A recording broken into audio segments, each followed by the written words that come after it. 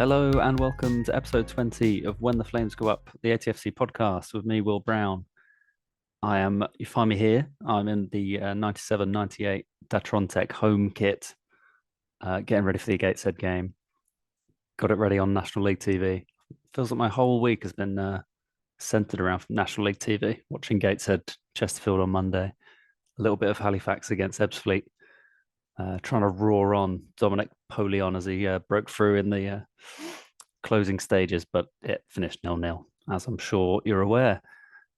Tonight's pod, we're doing a little bit of recording before the game to talk about Boreham Wood, and then we're coming on straight after, and we're going to give a deep dive into our thoughts following the Gateshead game. And intersected between that, we've got thoughts from Ash and a little interview with Tommy Woodrington that Julian managed to grab at the EBB on Saturday. So the panel is myself, Ian and Julian, and we'll be discussing the Boreham Wood game and the Gateshead game. So hope you enjoy the episode. So the game against Boreham Wood on Saturday, the game itself, leading up to the game, we obviously found out the teams around us had slipped up. I think that gave the fans a little bit of a boost, thinking, right, okay, well, we win this, we're back in the contention for the playoffs, we're back involved within the top 7, which is where we would love to finish the season. But when the performance came out on the pitch, I think it was just a game where obviously Boreham Wood had a lot more to play for than what we did, as in they're fighting for their survival, they're fighting for their lives. And I think their player set, just for me, felt like they wanted it more. They wanted the game more. They wanted everything. Every second ball seemed to be theirs. They seemed to just have the tactical advantage over us as well. It wasn't a great game on our account. I think it could be partly the players found out the result from the other games, and that extra pressure could have been a factor. Could be tiredness, could be fatigue. That's what the manager seems to think it is. Their goals, not to take anything away from them, because I thought they were brilliant on the day. They shouldn't be where they are. Their first goal, I thought, great goal from them. It was really good. Good shot. I remember seeing it go and thinking, right, we always go behind. So we just, after that, I didn't see really much of a response. The second goal, my initial reaction, it wasn't a penalty. But again, it was another just a kick out from our players. You see it, see one of our players just clip the player that's been tripped over. And obviously that can't happen. That's a penalty. The third goal, I didn't see until I got home because I watched it back on the Vanarama national coverage, miles offside. I don't know how the linesmen have spotted it, but it's another one to add to our collection of referee mess-ups. But again, you just can't take it away from Boreham Wood, to be honest, because the referee decisions not going our way wouldn't have made a difference in the result in the end. It's really hard for me to pick out a man of the match for that game, because collectively I didn't think we played particularly well. If I had to give it to someone, it would be Harfield.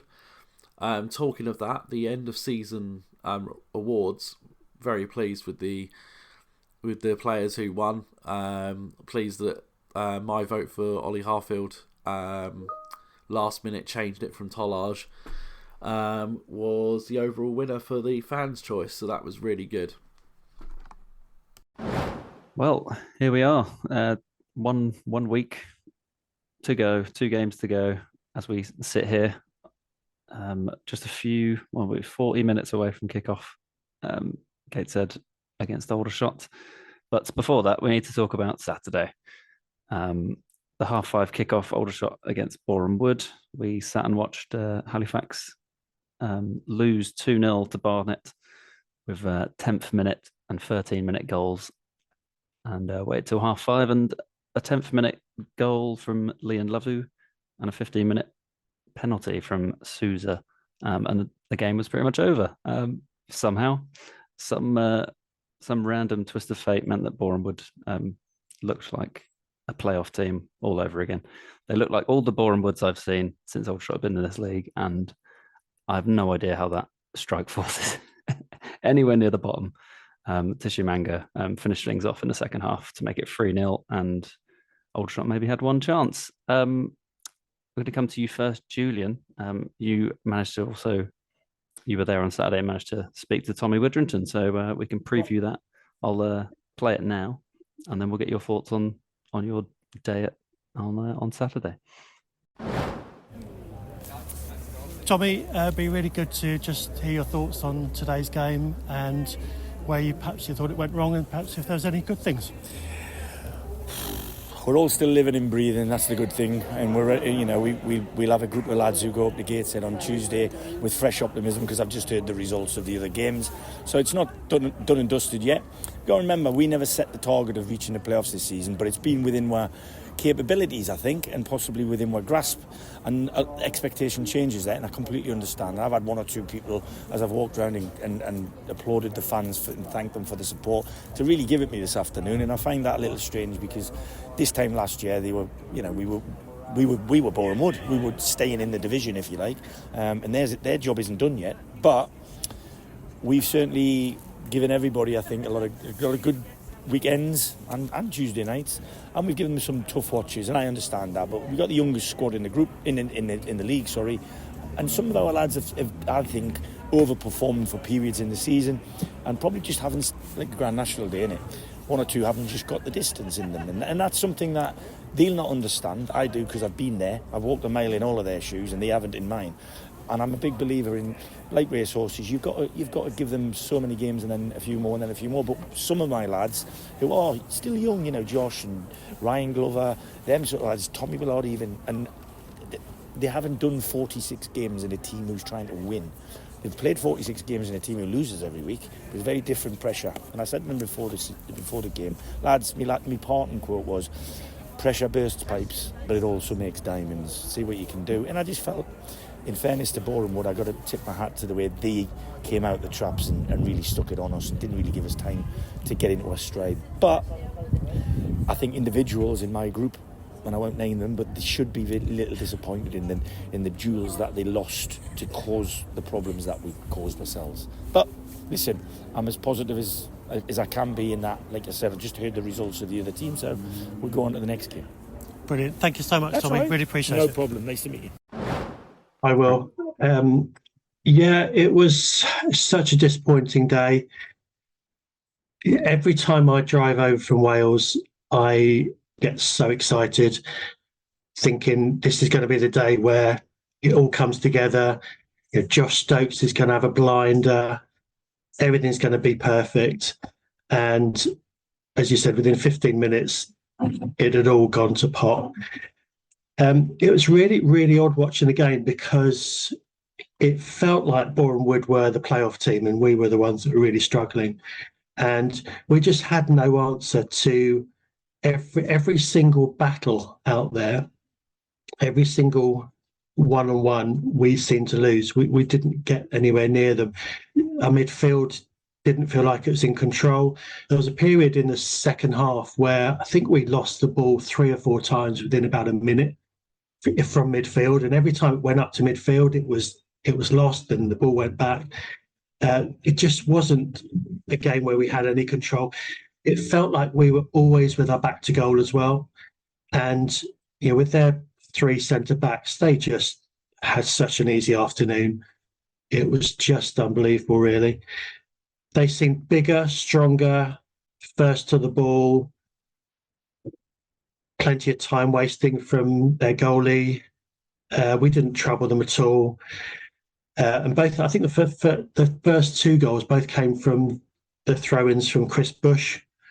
And he, I remember watching him when I went to see the England C game, and although he's 31 now, he just still seems to be able to look at everything in front of him. And like you said earlier on, I just cannot understand how they are in the bottom 4 with the 2 games to go. But obviously did have a chat with Tommy afterwards, and Surprisingly, he was, for me, quite upbeat. And I think he has the ability to very quickly switch off the emotions and start looking ahead straight away. Even when I spoke to him, which was probably half an hour after final whistle, he was already thinking about Gateshead. He was already looking at the possibilities of what the options are. And although we didn't mention it in the chat that we had together, you could tell that he was already working out his team and that there would be some changes, because one of the things he did mention was that all the battles all over the pitch were not won. And I think that did disappoint him a little bit. But overall, can't argue with the result. It was straightforward victory, and you can't argue. You do have to move straight on from it. And I still cannot believe, Will, that we're in it, that we've got a chance. I've got to be honest, can't believe it. Yeah, I think that's the general mood, isn't it? The way we've kind of stuttered and stopped in the last 6 games without really scoring, and we're still. I mean, I came out of that game probably the most disappointed I have all season. Yeah, I didn't really know. My emotions were everywhere. I was like, oh God, I feel like it's the end. It was the end. Normally I'd stay and I don't know, clap them off, but I was like, oh God, I'll see him next week anyway. I can't deal with them at the moment. And that's nothing against the team, but just wasn't. Oh God, it was horrible. But yeah, but then I listened to Tommy Widdrington's interview the day after or whenever his post match came out, and I was like, yeah, I reckon we can get 6 points from these games. Yeah, no, we're going to do this. What is going on? Oh God. Do you echo those thoughts, Ian, ahead of after Saturday's game? Yeah, whilst it's still mathematically possible, then yeah, I believe we can do it. Halifax have been doing their best to help us out, and we just got to take advantage. I think we all thought last week's pod, didn't we, that playing at 5:30 might help us. That if Halifax had a bad result, which they did, losing at home to Barnet, that we'd be in a position where we could go out there fired up and perform. But unfortunately, it seemed to have the opposite effect. I had to watch this one on the TV coverage as working on Saturday, but we have TNT in the office and we're just clearing up on the aftermath of my day working on the Grand National, and it was just, I couldn't give the game in the first 5-10 minutes the full attention, and then it was suddenly look up, right, I'm in a position now to watch this properly, and it just all went downhill from there. And it's very much like we're in a slump, and I don't think we know quite how to get out of it. And you keep hoping that we'll turn the corner. And tonight, Boreham Wood at home seemed a great opportunity to do that. And it wasn't to be. And we have to hope now that Gateshead away, with what happened last week, is our second or third or fourth, however many chances it is now that we've had to try and get things back to where we get ourselves going to Saturday with a chance of still being in that 7th spot. Yeah, that's it. It felt, I mean, even at 3:00 on Saturday, that we probably wouldn't have a chance, even against Boreham Wood. It seemed like it was too far out by then anyway. But yeah, the Barnet game, Barnet beating Halifax 2-0 did throw it all into doubt. I mean, it also threw Southend back into the mix somehow. I mean, the fact that, I mean, Oldham have still got a very small chance of getting into the playoffs, and they've had one of the, I mean, on their account, one of the worst seasons they've had in a while. At this level, they thought they were going to absolutely blitz it, but yeah, they've still got a chance. They play Halifax on Thursday, so tonight, as you listen, if you're listening on Thursday, and yeah, they're currently 5 points off Halifax in that final playoff place. Yeah, well, any further thoughts, Julian, on Saturday's result? I feel like was it individual mistakes? Was it just a team performance? What was missing for Aldershot on Saturday? I'm going to take a leaf out of Tommy's book here, and I'm not going to criticise any individuals because I don't think that's the right thing to do. But I think I mentioned it earlier on. I think we lost all our battles. I really do. All over the pitch. I just don't think I mean, if you look at every single player, can you pick out one or two of them that had a better game than their opponent?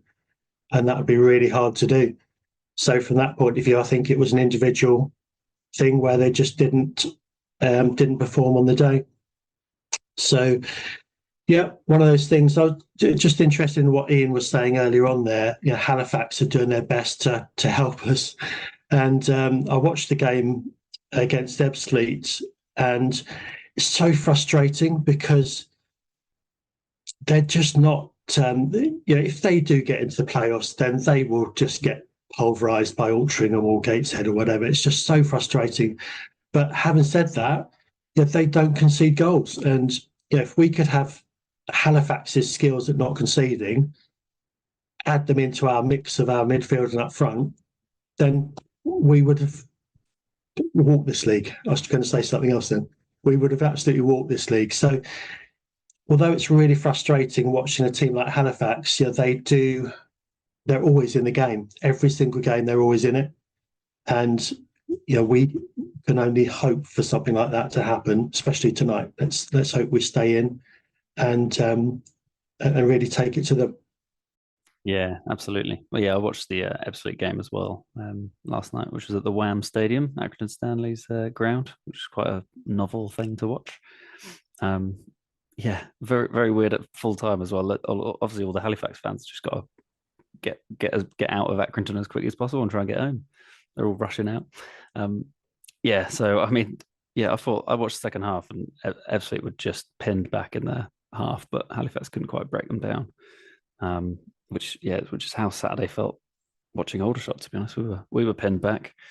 Didn't really pin back Boreham Wood, which is exactly what we've been doing all season with, like the individual performances we've had with Tolaj and Stokes. And yeah, unfortunately, in the last 6 games, they've become anonymous, or they've been figured out, or teams are wiser to it. I'm not sure, but yeah, on Saturday it felt like there was no way. If we played another 90 minutes against that Boreham Wood side, we wouldn't have scored. I think we had one shot on target, a header in the second half. I think that was probably the only one. Don't know. Ian, what did you think about the? Was it a team performance, a general thing? Is this form temporary, and can we turn it around in these next 2? Do you reckon? Yeah, I mean, it's a lack of individual and a lack of team performance that meant that we performed badly on Saturday. As Julian said, individual battles were not won, and players that shone early in the season just appear to have run out of steam. There's still the effort, but it's just they look unfortunately very, very limited at the minute. And if we were having this run at the start of the season, I think we'd be very, very worried for the future ahead. Yeah, and I guess that's probably the question that we might be asking next week: is not is this terminal? But if we do fail to get any points from the next 2, that's a really big chunk of the season where we've not performed, not got results. Obviously, I'm speaking kind of before anything's even happened, but it is very worrying because we're going to lose our best player, our second best player, potentially our third best players. I'm not sure who I meant by the third best. Probably Harfield third. Let's say Harfield's third. He's probably stepping up. Fourth, Minoga. He's already gone. So I mean, if we start now, we'll never stop before the Gateshead game. I guess we should probably just move on to talking about the Gateshead game. I've got the lineup in front of me, which sees some changes for the shots. Thomas and Daly up top.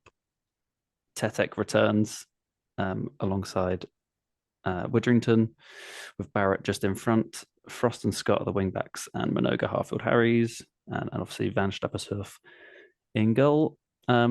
Julian, how are you feeling ahead of this game that we're just about to witness? I know it's a bit of a cliche, but it is the biggest game of the season for us, isn't it? it all rests on this. When you mentioned the word Tetek, I nearly fell off my chair. That's such a good noise to hear with 20 minutes to go. I just hope that he gets through the game. And I think actually him and Witherington in the middle could be a good combination. I think they will complement each other nicely. And I can't think whether or not they've actually played together as a combination yet. They might have done one game perhaps, but I'm feeling quite confident about that. Not sure what's happened to Stuart O'Keefe. He's been missing for a few games now, so whether he's got an injury, I haven't heard anything, but I don't know whether you guys have heard anything on that. But I'm going to be confident. I think I'm not sure if you've mentioned it. I don't think you have yet, Will, but I think Gateshead have made 8 changes for tonight, and I would say that that's only going to help us. I'm feeling really confident, and just as Ian said, if this is the one where we can produce something, then we're going to be right up for that game on Saturday as well. And 5 games time, we could be in the EFL. It's as simple as that. You go from talking about Tetek, and that's how these things that's how these things snowball. Ian, how are you feeling about tonight? Yeah, very interesting lineup by Tommy. He's made some really, really big calls here, hasn't he? That Tolage and Stokes are on the bench, and that's a massive call. Obviously, it feels like the right thing in terms of the last 5-6 games where we barely scored. So he's got to mix it up. But would a lot of managers, I think, and a lot of supporters, if they were picking the team, would give them one last go, I think, wouldn't you? I mean, Tolage, Stokes and Barham on the bench is if you asked me that 2 months ago, I would have said we must be like already secured second place or something. There should be no reason why those are on the bench. But well, that's only 65 goals, isn't it, on the bench? Something like exactly that. Yeah, so it's a huge call, and hopefully Thomas, Barrett, Daly can produce and give us that goal that we've been missing. As I said, in the last 6 games, we've only scored a penalty and the Dorking keeper gift. The other thing is, I think Tetek and Witherington did play together when we were having those really good home performances in February, early March. I'm sure it was at Bromley or Altrincham, Oldham. One of those, I reckon they played together and looked pretty good as a pairing. And also, that was my other speculation in last week's podcast about, was it some masterstroke to delay the game playing Gateshead until Tetek was ready? Perhaps I've been called right on that one. Yeah. Well, Tetek and Barham, I think you said as well. And Barham came back on the Saturday, and then Tetek was back tonight. But yeah, huge calls. And I really, really hope Tommy's got this one right, because that will be a masterstroke if this works out. Yeah, absolutely. So yeah, worth saying there's no Ryan Glover. So Ollie Scott comes into that left back position or left wing back position. Glover's obviously conceded 2 penalties in the last 3 games. 2, is that 3 games? So yeah, he must have got a knock, we assume, to not be involved tonight, but I'm sure he'll be there on Saturday. And in terms of Gateshead, their bench is pretty spectacular as well. They got Regan Booty, Francis, Ollie, Dejon Brown, and Adom all on the bench, which means they can only put Dinanga up top, which is quite something for them. They'll be looking to try and get into the 4th and 5th position places as well. So I don't know. I'm nervous, excited. I think we might win. I think if anyone's going to get on the end of a Kwame Thomas flick on, it's James Daly. And who knows, if we get a free kick, then Josh Barrett's he's there. He can finally score a goal that's not gifted to him, and away from home. There we go. Great. Well, let's leave it there and get ready for the game, and we'll speak to you in about 20 seconds with our thoughts on the Gateshead game. We'll see you on the other side. Yeah. Best of luck. Up the shots. Come on, the shots. Oh, well, we are about 3 minutes post-match. We've all scrambled onto the Zoom call. I'm just looking at the league table, and Aldershot are in seventh, back where we thought we'd be at least about 3 weeks ago. So we're above Halifax. Halifax play Oldham tomorrow night at Chesterfield's ground, which is another quirk of this league. So we may not be seventh by the time you listen to this. I'm not sure, but we will definitely go into the final day away at Dagenham with the chance of securing the seventh place position. And Ian, try and talk us through that second half and that game. Well, we'd been hoping for Aldershot to get some luck, and I think we did get it. The sending off of the keeper. I mean, obviously, there was no luck about that, but it was, when I'm talking about luck, it's just something to go right for us rather than us be on the receiving end of something like that. But yeah, keeper goes off, much like us at Eastleigh early in the season. No substitute goalkeeper named by Gateshead, so to put an outfield player in goal. And we've had chances to test him immediately. And good old Kwame has popped up with a vital goal, much like he did against Barnet at home in a 1-0 win. Yes, absolutely. There he was. The keeper did. Outfield player did flap at that cross a little bit. And probably a competent keeper might have just plucked that out of the air. But Kwame was there, and Kwame was left a bit frustrated for the rest of the half because for some reason, we just couldn't get across anywhere near him after that. We had plenty of chances to get it in. Julian, I come to you. What's your initial reaction after that? Mixed emotions, really. Obviously, one of sheer relief, but there's so many good things about tonight's performance. I was really pleased to see. The defence looks solid. When was the last time we kept an away clean sheet? It's a good few months ago. I am going to mention players' names now. I know I don't normally, but for me, Harfield was excellent. He didn't bomb forward tonight. He held his position. Every time Harry's got the ball, he cleared it. Didn't mess around with it. And he looked really solid too. So that first half gave us a base for something to work with. And of course, as Ian said, we had that luck right at the start of the second half.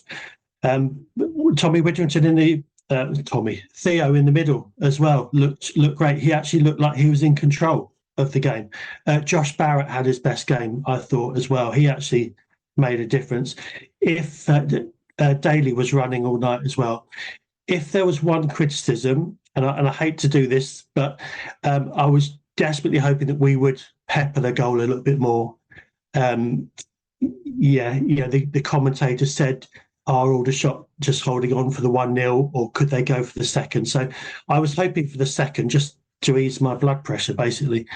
But, it wasn't to be. And overall, that was a faultless performance. Steady, strong first half, bit of luck in the second half, but we made the right decisions all over the pitch, every single minute. Yeah, absolutely. And you mentioned the commentator. That was really weird. I wrote in the group chat, it felt like a daytime AFCON game where it was just one commentator kind of talking to himself. And I did write down the things that he wrote about Theo Widrington, because he'd obviously not seen him for the rest of the season. He had no bar to judge him on. But he loved him. He's called him the engine room, the heartbeat of the team, and he was leading the orchestra before we scored our first goal. So listen, not my words, the words of the best commentator I've heard for a while. He probably ticked off every commentator's cliche as well throughout that game. Oh dear.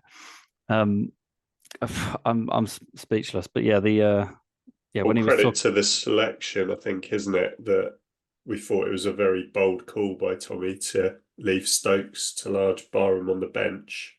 And the other game this reminded me of this season was probably Stockport away, that Tommy's been criticised in recent weeks for sort of only knowing one way to play. and just playing the same way every time that we're going to attack and try and score more goals. But it was bold selection. We didn't want to be too down early like we have been in recent weeks against Boreham Wood and Maidenhead, and just wanted to keep it quiet and then perhaps introduce Large Stokes later in the game. But in a funny sort of way, that wasn't necessary, and it was just really, really pleased with a clean sheet, and shows that maybe it's not in our hands still. We're going to need that favour from Halifax, but maybe this is actually the way, if we get in the playoffs, to approach them, that try and nick a 1-0. I mean, yeah, if we come up against Gateshead, then we'll definitely need to play like that again. There's no chance. But I mean, I think if we play a Solihull or an Altrincham, I think we know how to. I don't know. We're away from home. It's a different mentality, isn't it? I think we have probably got a setup like that. But then what do we do on Saturday? Do we set up the same? I don't know. Dagred. I mean, Be interesting to see whether Tollard starts on Saturday or whether he keeps faith with the same team. And as you said earlier on, whether Glover is being rested for the game. Who knows? We just don't know what the lineup's going to look like. Can Tetek play 2 games in 72 hours, whatever it is? I'm not sure what the answer to that one is either. So for the first time in quite a long time, we're guessing the lineup, whereas it's been pretty stable for the last couple of months. So I think that's a good thing. yeah, definitely. I assume Tolaj would have been an option if we needed to push for a goal. I presume, and luckily we didn't really need him. Despite what you said earlier, that we didn't really pepper the goal. We didn't really go for that 2-0. But I mean, they saw it out brilliantly, so I can't really fault them at all for that. Oh, yeah. I'm a bit speechless really, because I did not expect that. From the first 20 minutes, 25 minutes, I was like, this is going to be a long, arduous sit back and defend and watch Gateshead play football. And I think they definitely showed their quality. I mean, Whelan was everywhere. Even when they went down to 10 as well, he was everywhere. So yeah, I mean, they've got quality all over the place, and be able to bring Booty, Francis, and Adom off the bench, and not even trouble Dijon Brown with any minutes in his legs. I mean, yeah, I back them for the playoffs if we don't. Well, I mean, even if we do make it, I think they've got the momentum as well at the moment to challenge Barnet and Bromley in those second and third places. So I suppose, yeah, moving on to Dagred. That's huge. Luckily, no goal difference is going to come into it. But yeah, we're currently one point above Halifax, and they've got a game in hand on us. Ian, how are you feeling about Dagred away?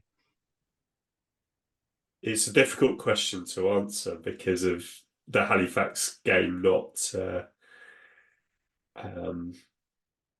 happening until Thursday night. So I don't know how I feel. I know that's a bit of a stupid answer for a podcast. But yeah, it becomes must win again, isn't it? That I think unless Halifax lose tomorrow, then we'd go Saturday with a point wouldn't be enough, because if Halifax win their last game, I'm just looking at the league tables, I'm trying to come up with some sort of coherent and sensible answer, just looking at all the possibilities there. I suppose if they draw tomorrow, we'd both go 68 points, but that is unfortunately where our goal difference will hurt us, because Halifax would only have to match our result. So I'm optimistic for Dagenham. I always am, and hopefully tonight has turned the corner. People had good performances that had been off song in the last 3 weeks. So hopefully that'll give them the confidence and the belief to go and get whatever it is that's needed. Win the game, and then hopefully everything else elsewhere has clicked into place. That's the dream. So I'll run through the kind of results that we need to look out for. The 12:15 kickoff. I didn't even realize. It's only since I've clicked on there it's 12:15. I didn't realize. I thought it was 12:30 the whole time. So that's another 15 minutes earlier. I've got to get up. So the games that we've got to look out for are obviously Eastleigh at home to Halifax Town. We might potentially need to look at Oldham Wealdstone, but that all depends on Thursday night. Southend are at home to Rochdale, and we are away at Dagenham and Redbridge. So those are the games in the playoff hunt that we need to look out for, depending on what goes on tomorrow night. And the only other kind of movements that can be made, really, Gateshead are at home to Bromley, and then you've got Solihull at home to York, and where are Altrincham? Altrincham at home to Oxford City. So I imagine they'll secure fourth place. Julian, I'll come to you. How are you feeling about Dagred at the weekend? Yeah, I'm really confident, actually. It's I'd rather be playing Dagred than Eastleigh, because if you look at a current form, I think Dagenham have dropped a few places recently. So it sounds like they're already on the beach. Eastleigh have picked up a little bit recently. So I'm hoping that they're going to give Halifax a really, really tough game. And of course, as Ian quite rightly pointed out, depending on the results of the match against Oldham, if Halifax do take a point, then we'll be level on points. The goal difference will matter, and so it will be simply a case of us just having to get a better result than Halifax. And based on what I've just said, Eastleigh on the up, Dagenham on the down, I think it gives us a chance. And of course, the huge thing from tonight as well is, I don't know whether they've travelled by coach or train, but I'll tell you what, that journey back, they are going to be absolutely buzzing. And that is really key. I think you can forget about the last 3 weeks now. Yeah, they are on fire tonight with that result. No one expected it. They're on the fire. Not on the fire, they're on fire. And I think that's going to give them a huge boost for Saturday. Lovely. When the flames go up, trademarked on fire. Great. Yeah, I can't wait for Dagred. I did say, I think I said last week on the pod, maybe, or the week before, that I've been saying for weeks that we'll win the last two games, regardless of whatever happens. And I didn't realise it would be Gateshead on the Wednesday before the end of the season. But listen, 3 points against Dagenham, and I don't know. I don't know. We'll see. I suppose it's worth mentioning the little relegation battle for the last relegation place while we're here. Partly because Woking are in 20th position. So it's a nice battle between Boreham Wood, annoying. I mean, I hope they go. Woking, Ebbsfleet, York, and Wealdstone. Ebbsfleet play Boreham Wood at Boreham Wood. So that one's a nice tie. And Woking are at home to Fylde, who have just obviously secured their safety. And as mentioned, Oldham are at home to Wealdstone. So I mean, yeah, keep an eye out for those. If all goes south at the weekend, then keep an eye out for the relegation, and hopefully we can celebrate one of those teams going down. Hopefully either Boreham Wood or Woking. What do you reckon, Ian? Boreham Wood, yeah, if they play like they did last Saturday, it'd be Ebbsfleet. And then Woking against Fylde, I'd be very, very worried if I was a Woking fan about the permutation Saturday. And that means they could go down with 52. That's massive amount of points to be getting relegated with. So, yeah, I've got a hunch that it's going to be Woking filling that 21st, fourth final relegation spot. And if Boreham Wood and Woking win, Ebbsfleet, York, and Wealdstone lose, their goal difference is -13, -13, and -15. So it could all come down to a goal here or there. And yeah, that's pretty wild. Boreham Wood are on -14. I don't think the goal difference won't come into it unless Woking lose 5-0 or something. Julian, what do you reckon for that relegation zone battle? Yeah, I agree with Ian on this one. I would be really worried if I'm a Woking fan. Yeah, they've lost, I think, 12 games at home this year. Although having said that, the last 2 or 3 months they have picked up their home form, which is actually why they're in the position they're in now. Because if they hadn't have done that, I think they'd already be relegated. But I think it's going to be a really tricky one, and I can definitely see Boreham Wood winning. The way they've played against us and in their game against Rochdale as well, 2 clean sheets. They again are home bankers, I would say, for that one. I really can't see anything other than a home win there. So as you said, Will, it comes down to the other games, and I think Woking will be playing cagey. They only need a point. If they get a point, then their goal difference is much better than all the others. So they could play it cagey and go for the point, which would, I think, secure their safety. But we've seen the results this season go all over the place. I think earlier on in the season, Ebbsfleet smacked 4 past Oldham at their place, and nobody saw that coming. And that's when Oldham were on fire as well. Well, everyone's on fire tonight, aren't they? It's on the mind. It's on the mind, yeah. It's obviously when the flames go up. But no, I would be really worried, same as Ian says, really worried if I was a Woking fan, really, really nervous, because I think it is, although it is in their hands, it's sort of partly out of their hands as well. So, yeah, squeaky bum time, I think they call it, don't they? Absolutely. And if there's one team I wouldn't want to try and shut up and get a draw against, it's Fylde, who seem to score. I mean, they've scored more than us, haven't they? They've scored 74 goals. We've scored 71. And we've been talking about our attack for most of the season. So I would just to add to the playoff picture, I've actually booked 2 appointments in next Tuesday night and next Wednesday night for work, and when I did that last time, I was due to regret it. So I think that's a good omen. I think we're going to get in the playoffs. Well, that's all we need. That's all we need. A few more omens like that.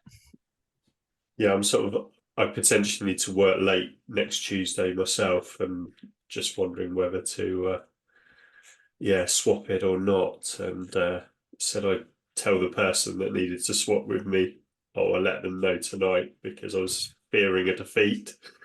And I'm probably going to have to let them know tomorrow or even on Saturday now. At least it's an early kickoff. You can let them know. Trouble is, it will be Gateshead, and I can't go anyway. Yeah, that will be a grudge match if that's a playoff game. It felt fiery in there tonight, and there was only 800 or so. 77 made the trip, so yeah, good I was on about you. to say that is unbelievable. Fair play. That's top performance. The other option for me is that I'm presuming it's going to be on National League TV, so I can always have the TV in the background of when I'm working and just look over the person's shoulder, basically, and just ignore them for 90 minutes. I've done it before, so... That's superb. Oh, dear. Well, we'll all start making our plans, I think, at 3:00 on Saturday, and hopefully we're, I don't know, dancing around Trafalgar Square. I don't think it's worth that, is it? No, it's playoffs and we'll probably get knocked out in the first round, but it's great fun. I guess we'll leave it there. We could talk for hours about that performance, but the headlines are Aldershot won 1-0, courtesy of a Kwame Thomas header. Halifax play Oldham, so we may not be 7th, but we are now, and we're in the playoffs at the moment. Any final thoughts, Julian and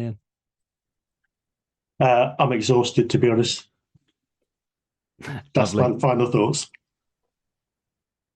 Yeah, just delighted that we're going to Saturday with it mattering. I didn't want the last game of the regular season to be a nothing game, so great that it matters, and hopefully there's maybe a few more twists and turns to come.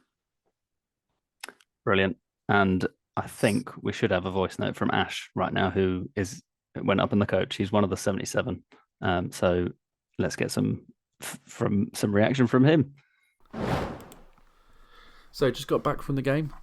Heading up, wasn't very confident. Heading up, I was thinking too much a little bit of the last result. When I saw the team line up with the rotation as well, that didn't fill me with the most of confidence. But looking at Gateshead, they also had rotated 8 players out of their first 11. So that kind of did give me a little bit of confidence, because even though we had no Stokes, Barham or Tollage, it was the fact that they've rotated quite a lot as well. So a lot of unknowns in the game. First half, neither team really threatened each other's goal, and I put this down to Theo and Tatek, who I thought were brilliant throughout the game. Yes, Gateshead had more of the ball, and yes, they did enter the final third a little bit more than us. But I think the consensus amongst the fan base at the game was keep it at 0-0 at half time and you never know, which we did. And going into the second half, we thought, right, okay, well, it's 0-0. They don't look like scoring. We've got Stokes, Barham and Tollage on the bench. We could bring those on and maybe nick a goal towards the end. And sure enough, beginning of the game, obviously the red card, I feel that was a correct decision. I thought that the opportunity was clear cut. And the goalkeepers just hacked them down. So, that they didn't have a goalkeeper on the bench. Kind of had flashbacks of Eastleigh away at the beginning of the season, where they're getting their centre back to go in goal. And I felt 2 minutes later they should have been down to 9 men. I've watched it back on the coach on the way home. Thomas is literally through on goal and the defenders just pulled him straight down. I think the refs bottled giving 2 red cards in 2 minutes.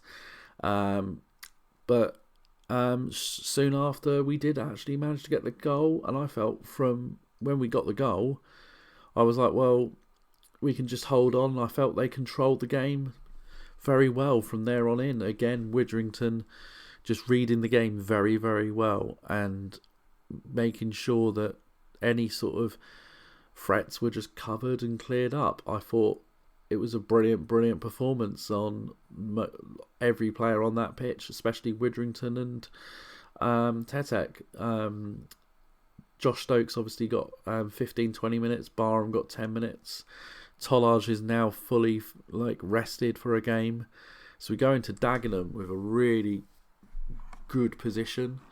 Looked at the league table on the way back, and I think it will go to the last game of the season in our hands, because Oldham, if they lose, they're out the playoff picture. If they win, it brings them right back in. It would be Aldershot 68, Halifax 67, Southend and Oldham 65, which puts 4 teams for one position with us as the first place, and all we would need is to better Halifax's result against Dagenham, who have nothing to play for on the final day. They're 15th. They can't go up, they can't go down.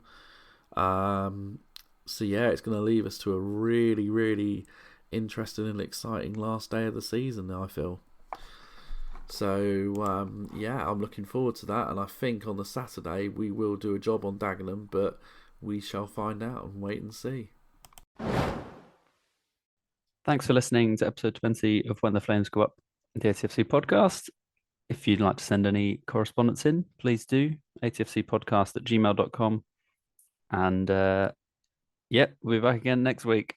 Hopefully, I don't know. I'm doing this before anything's happened. So, enjoy Dag Red, whatever result. We'll have a great day out in Dagenham. Obviously said no one ever drink somewhere else. All right. Up the shots. Bye.